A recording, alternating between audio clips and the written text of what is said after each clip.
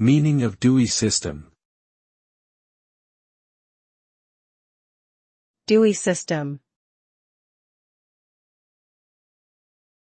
Dewey system.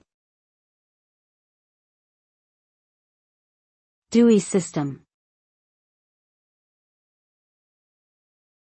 Dewey system. The Dewey Decimal Classification (DDC) system is a library classification system used to organize books and other materials by subject. It was created by Melville Dewey in 1876 and is now maintained by the Online Computer Library Center (OCLC).